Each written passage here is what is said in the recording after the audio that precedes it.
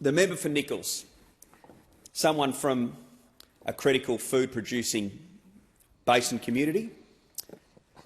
Now, Deputy Speaker, I've been here for just over a year and I've seen some damaging legislation introduced by the Albanese government, and I think it won't be too long before Australians start to realise, even more than they are now, how damaging some of this stuff is, and that when you attack businesses, you attack the fabric of Australian society. But this Restoring Our Rivers bill takes the cake as the most damaging piece of legislation this new government has introduced. And the fundamental misunderstanding of how the basin works and how basin communities work and what the original legislation was designed to do and how it worked is extremely disturbing, Deputy Speaker. Now, what does this new legislation do? Because it really recants a lot of the stuff that the then Labor government initially put forward back in 2012. Well, it does one thing that we agree with, and that is to give an extension of time for this, what we call the SIDLAM projects, the Sustainable Diversion Limits Adjustment Mechanism. Now, the SIDLAM projects are about using infrastructure to get water to environmental assets more effectively and efficiently. Now, unfortunately, the states haven't had time to get the full range of projects up for a variety of reasons, including floods, COVID, and they need extra time to do it, and this legislation does that, and we support that part of it. But there are other elements of this legislation which we fundamentally cannot and will not support because they are destructive not only to the basin communities and the economies of those basin communities, but to the environmental assets in our basin communities, and I'll explain that shortly. Now, by removing the cap on buybacks, people just don't understand the damage that buybacks do, but I'm going to try and explain this. When the federal government, the Commonwealth government, waltzes into a community and says, we're buying the water, they're taking it out of what we call a consumptive pool. They're taking it away from production. At least when people trade water amongst themselves and people get upset that, Canadian super funds or Eddie Maguire or whoever it is might own water, but at least when water's traded amongst entities who are in the water trading business, it still is there for farmers to buy to grow something with. When the Commonwealth enters the market, the water gets bought and it's taken out of business. And it's stored up in Eildon or Hume and it sits there. Now, a certain amount of that has been done, and my community has borne so much pain, because when the water goes, so does the food or fibre that it produces. And not only is the food or fibre that it produces gone, all the economic activity that surrounds that produce goes as well. I'll give you an example. So, megalitre of water is used to grow pears or apples. Apples are my favourite one at the moment. Those apples are grown and picked. They're then taken into a pack house. They're sorted. They're packed. All the people who are employed in that process up to that point derive their economic future and their job from that process. Then the boxes get on a truck. Many of them go to other parts of Australia, and all the people who handle that produce, whether they're the marketers, the people who are stacking it at Coles or Woolworths or wherever else, the people who are involved in selling the produce, the people also, some of it goes onto ships and is exported. All the people and all the money that comes to Australia and benefits Australians from that process is gone when the megalitre of water goes away from consumptive agriculture and into the environment. Okay, so that's what buybacks do. So a better way was found, with on-farm irrigation efficiency projects. And I've been involved in this personally, so I believe I do know what I'm talking about when it comes to this. What we tried to do and what the government helped do was say to the farmer, OK, we'll give you extra money for the water, more than you probably would have got by selling it back, but the deal is that you have to use that money to put in a more efficient irrigation system so you can grow more with less. And I was involved in that with a company that I worked for with subsurface drip irrigation, but many farms put in overhead pivots, many put in improved flood irrigation, and basically that was good because what happened was you could use less water to grow the same amount of produce. Good system, all right? But buybacks are damaging. Now this government wants to go back into the buyback business. So what they're doing by going back into the buyback business is they're going back in to the smash productivity business, back into the grow less food for Australia business, back into the risk of importing Chinese apples and peaches and God knows what else business. I didn't think I'd see a responsible government in Australia wanting to do that. Now, the issue that we have right now, most of the Basin Plan has been done and is being done with the original 2,100 gigalitres that's already been either bought back or got back through the more responsible way of on-farm irrigation efficiency. That water's come out of communities like mine, so I don't really appreciate people over there saying that the plan's been sabotaged. You want to see a sabotage plan? Come to the Goulburn Valley and see what pain that water leaving has done. But now we're where we are. And the people of the Goulburn Valley appreciate that we needed Commonwealth water for environmental outcomes. So we've been prepared to wear some of this pain. Okay? We've been prepared to do it. But the additional 450 gigalitres had a socio-economic neutrality test.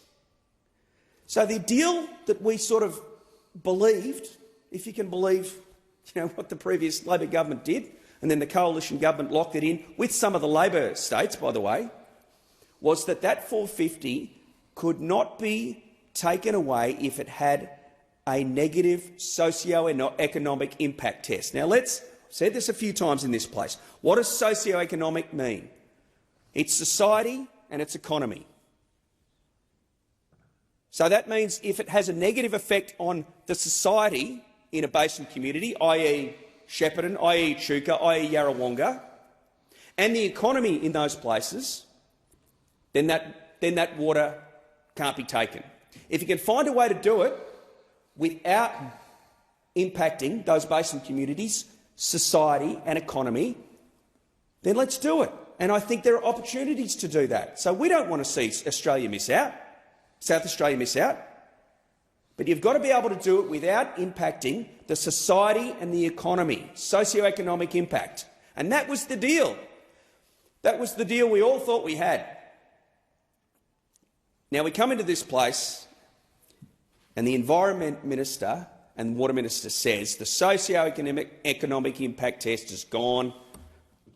Holus bolus, let's go in and buy that 450 back. And if it damages your society, member for Nichols, if it damages your society, member Riverina, if it damages your society, member for Farrer, guess what?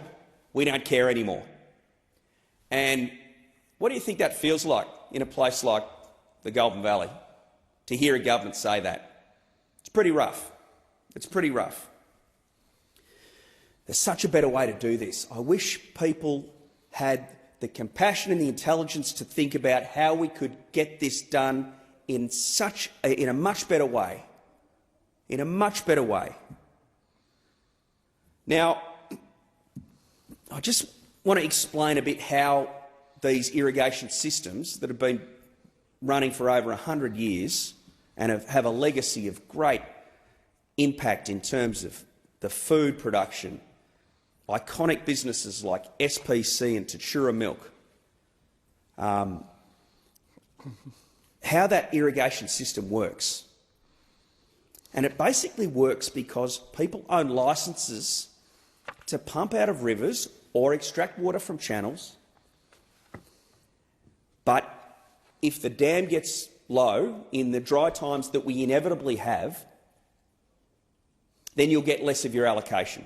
Okay? So Eildon's at 100% at the moment, and the river's very healthy, by the way. I don't know where this alarmism that the river's not healthy.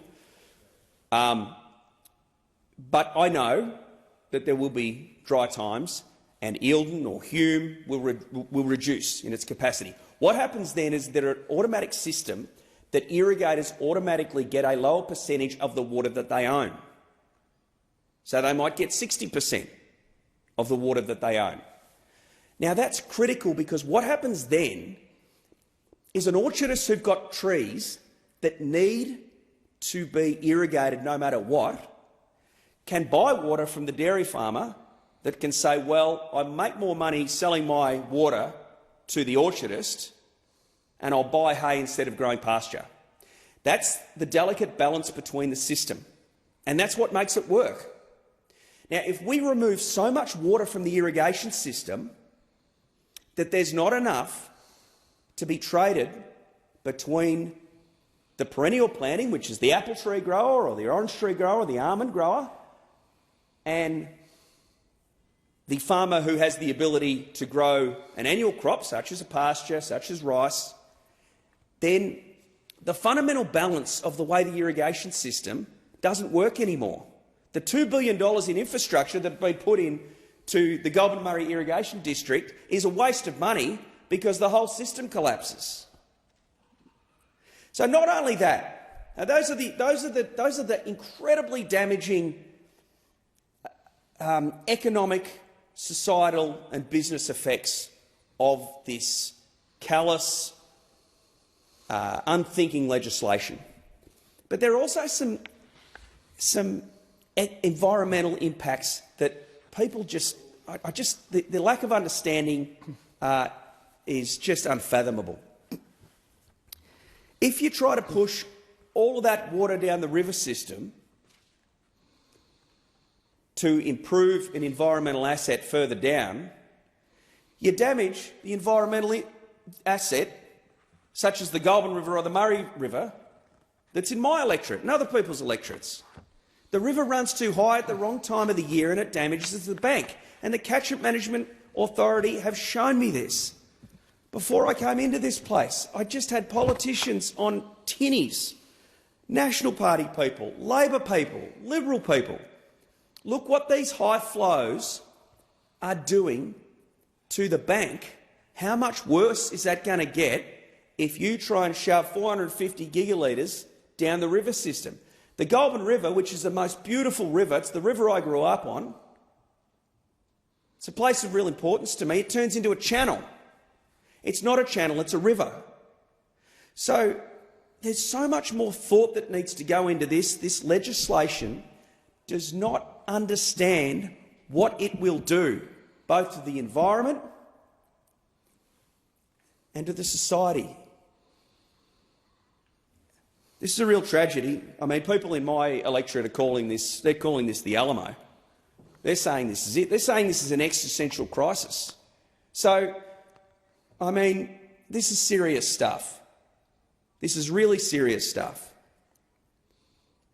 I've got a fruit cannery called SPC in my electorate that got going in 1918, and I've had old war diggers tell me greatest when they were serving in World War II, of Korea, Vietnam, and what they went through, the greatest moments of their life were when they got their ration pack and pulled out a tin of SPC peaches, because it was from home, it was from Australia, it was healthy food. They've been doing this for so long. You go into a supermarket now and there's the SPC product, and I always try to buy the SPC product, it's so important. But next to it, there's the Chinese snack pack. Now, God knows what environmental impact or economic impact or socio-economic impact that's had.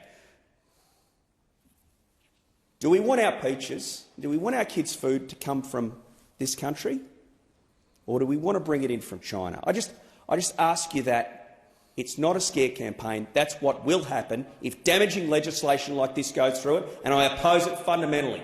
Thank you. Authorised by S. Birrell, National Party of Australia, 426 Wyndham Street, Shepparton.